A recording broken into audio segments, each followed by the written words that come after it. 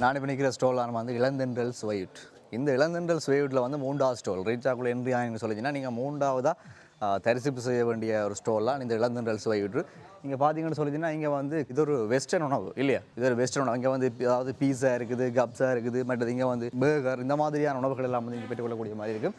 நீங்கள் அதாவது ரீச்சாவினுடைய புகையிரத நிலையம், இந்த புகையிரத நிலையத்துக்குள்ளே வந்தீங்கன்னு சொல்லி சொன்னால்தான் நீங்கள் அதாவது வெஸ்டர்ன் உணவுகளை வந்து சுவைக்கக்கூடிய மாதிரியான வாய்ப்புகள் எல்லாம் இருக்குது.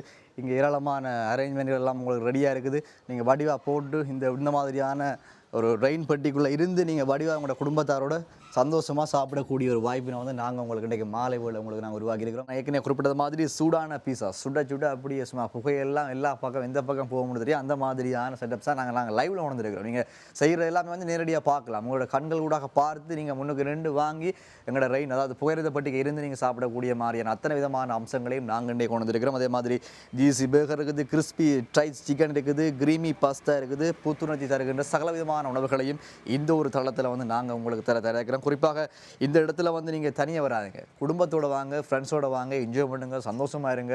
ஒரு மாலை 6 மணிலேருந்து இரவு 10 மணி வரை இந்த வெஸ்டர்ன் ஸ்டாலில் வந்து நாங்கள் உங்களை சந்திக்கிறதுக்கு தயாராக இருக்கிறோம்.